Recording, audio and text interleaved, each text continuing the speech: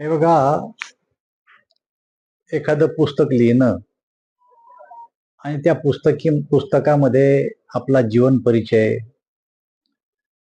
मी माझ्या राजकीय प्रवासात किंवा राजकीय वैयक्तिक आयुष्यामध्ये कोणकोणत्या संकटाला तोंड दिलं आणि एवढे संकटाला तोंड देऊन मी इथपर्यंत कसा पोहोचलो. साधारणतः आतापर्यंत जे काही महान नेत्यांचे पुस्तकं वाचले त्यामध्ये साधारणतः हे नमूद असतं. पण एखादं पुस्तक केवळ आणि केवळ लोकांवर आरोप करण्यासाठी जर लिहायचं असेल तर त्या पुस्तकाला पुस्तक म्हणता येणार नाही. त्यांची भाषा, त्यांची बोली, त्यांचे हावभाव रोज 9 वाजता या महाराष्ट्रातली जनता पाहते. कधीतरी परमेश्वरानं त्यांना एकदाही बुद्धी दिली नाही की चांगलं बोलावं म्हणून. त्यांनी त्यांचे जे अनुभव त्या ठिकाणी सांगितले पुस्तकात, ते काही स्वातंत्र्याचा लढा लढून जेलमध्ये नव्हते गेले. ते जेल काय कारणानं गेलेत, एकदा त्यांनी त्यांच्या रोखठोक मध्ये लिहावं की मी जेलामध्ये कशासाठी गेलो होतो, माझ्यावर कोणत्या कोणत्या प्रकारचे आरोप झाले आणि ते कोणा केले. खरं तर पुस्तकाच्या ऐवजी त्यांनी त्यांच्या सामनाच्या रोखठोक मधून लिहिलं पाहिजे. त्यांनी जर असं म्हणलं की मी देश सेवा करत असताना किंवा महाराष्ट्राचे हिताच्या गोष्टी करत असताना मी जेलमध्ये गेलो तिथं मला असे अनुभव आले, तर ती गोष्ट आम्ही मान्य केली असती. पण त्यांची गोष्ट आम्हाला अमान्य आहे. राजकीय हेतून प्रेरित होऊन त्यांनी अशा प्रकारचे आरोप करणं चुकीचे आहे. ही काही कथा कादंबरी नाही, ही सत्य घटना आहे असं ते सांगतायत. तर त्यावरती देवेंद्र फडणवीसांनी असं उत्तर दिलंय की कथा कादंबऱ्या वाचणं आम्ही सोडलेलं आहे आणि बाल वाङ्मय आम्ही वाचत नाही. म्हणजे आम्ही कथा कादंबऱ्या वाचतो, देवेंद्रजी पण वाचतात. पण त्या कोणत्या? सावरकरांच्या कादंबऱ्या का सावरकरांचं पुस्तक आम्ही वाचतो, महात्मा गांधीचा जीवन परिचय आम्ही वाचतो. या देशामध्ये अनेक महान नेते होऊन गेले, ते सगळं वाचन त्यांनी केलंय देवेंद्रजींना. ते म्हणण्याचा अर्थ असा की आम्ही वाचत नाही, म्हणजे अशा माणसाच्या कादंबऱ्या किंवा लेख किंवा ते वाचत नाही, सामना सुद्धा कधी वाचत नाहीत ते. त्यामुळे चांगल्या माणसाचं ऐकायचं, जो चांगलं वाटत नाही त्यांचं वाचायचं नाही, असा त्यांचा बोलण्याचा अर्थ आहे. उद्धव ठाकरेंनी एका बैठकीत वक्तव्य केलं की दगाबाज मित्रापेक्षा दिलदार शत्रू बरा, भाजप हा दगादार मित्र निघाला. त्यांनी शपथ घेऊन सांगावं की दगाबाज कोण. या राज्यातल्या जनतेला 2019ला आमच्या राज्याचे मुख्यमंत्री देवेंद्र फडणवीस पुढचे असं म्हणून युतीनं मतं मागितले आणि राज्यातल्या जनतेने भरभरून आम्हाला मतदान केलं. असं असताना सुद्धा असंघाशी संगत करून, अनैसर्गिक युती करून, भाजपची साथ सोडून काँग्रेस आणि राष्ट्रवादी काँग्रेसची युती केली आणि सत्ता स्थापन केली. ज्या बाळासाहेबांनी काँग्रेस आणि राष्ट्रवादीच्या विचार हे भाजपला आणि शिवसेनेला कधीच मान्य होणार नाही असं अनेक वेळेस जाहीर सभेतून सांगितलं. बाळासाहेब गेल्याच्या नंतर त्या विचाराला तिलांजली दिली आणि आपल्या विरुद्ध विचाराशी जाऊन त्यांनी संगत केली आणि त्यामुळं उद्धव ठाकरे जे बोलतात ते आता नैराश्यातून बोलणं आहे. पुढच्या भविष्यात सुद्धा मला राजकीय क्षेत्रात काही यश मिळेल का नाही अशा प्रकारची भावना त्यांच्या मनामध्ये तयार झाली आणि त्यामुळे ते अशा प्रकारचं वक्तव्य करतात.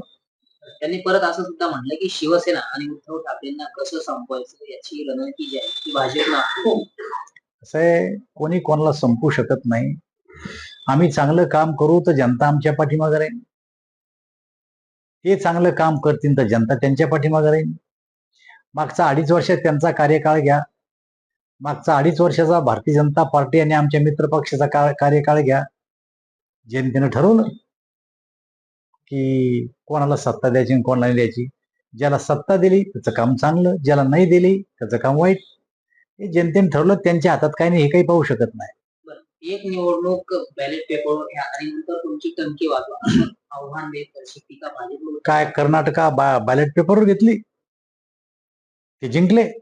काय हिमाचल बॅलेट पेपरवर घेतली, ते जिंकले.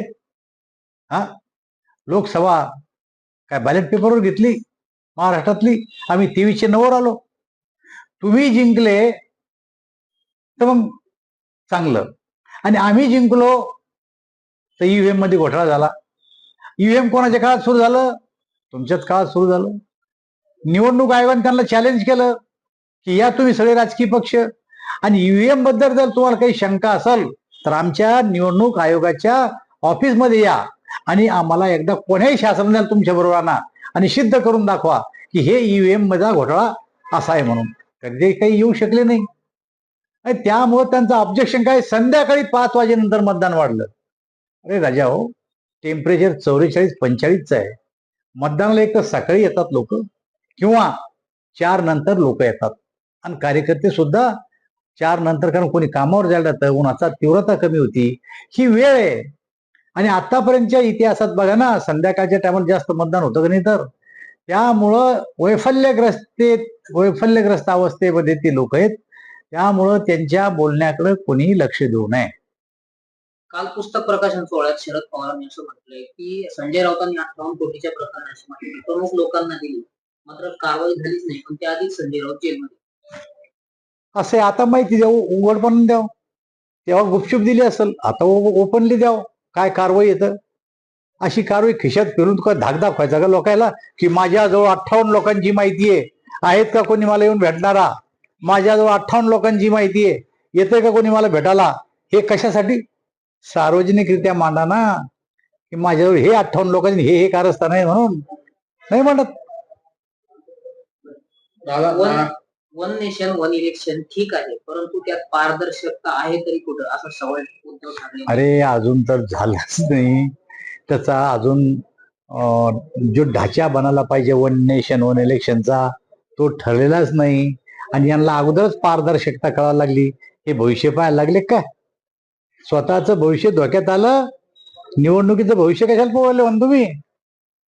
वन नेशन वन इलेक्शन हे या राज्याच्या देशाच्या हिताचं आहे. संजय राऊतांनी असं म्हटलं की मी शेवटचा माणूस असा होतो की ज्याच्याशी ईडीने पंगा घेतला आणि मी कसाबच्या बॅरेकमध्ये राहिलो. वा वा, तुमची रँक चांगली आहे. कशामुळे राहिलो हे एकदा मी म्हणून रोखोक मध्ये मांडावून का आत जावं लागले. जसं सावरकर स्वातंत्र्याच्या लढ्यात आत गेलेत, इमर्जन्सीमध्ये आमचे निरापराध साऱ्या राजकीय पक्षाचे लोक जेलमध्ये टाकले. मग त्या पुस्तकला लिहिलं असतं त्यांनी काय म्हणलं पाहिजे, आज ज्यांच्या पंक्तीत तुम्ही जाऊन बसले काँग्रेस राष्ट्रवादीच्या, त्या लोकांनी या देशातले सारे विरोधी पक्षाचे लोक गुन्हा नसताना जेलमध्ये नेऊन टाकले. मग आता गुन्हा नसताना जेलमध्ये नेऊन टाकले, त्यांनी जर पुस्तक लिहिलं की आम्ही काय गुन्हा केला होता, तर मग कसं. पण आमचे लोक त्या लेवलला जात नाही. हे लयतले 6-7 महिने गेले असेल आणि गेले कशात, मनी लँड्रिंगच्या प्रकरणात. मनी लँड्रिंगच्या प्रकरणात काढून लिहून जे आरोप आहे तुमच्यावर ते रोखोक मध्ये ते करत नाही. मुख्यमंत्री देवेंद्र फडणवीसांनी डोनाल्ड ट्रम्प यांनाच आपलं आता कुलदैवत मानावं आणि त्यांच्या नावाने गावागावात जत्रा भरवावी. मुळामध्ये आमच्या शूरवीर सैनिकांनी जो विजय प्राप्त केला, त्या विजयाचं कौतुक सगळ्या देशातल्या सगळ्या जाती धर्माच्या सगळ्या राजकीय पक्षाच्या नेत्यांनी करायला पाहिजे होतं. तसं न करता सैनिकाचं मनोधैर्य कमी करण्यासाठी अशा प्रकारचं जे वक्तव्य केलं जातं, मला असं वाटतं देशाच्या हिताचं नाही आहे. ठाकरे गटाकडून काही आता पदावर नियुक्त झाले आहे, आगामी स्थानिक स्वराज्य संस्थेच्या निवडणुकीमध्ये तसं काही भाजपमध्ये हा आमचा भाजपचा अंतर्गत प्रश्न आहे.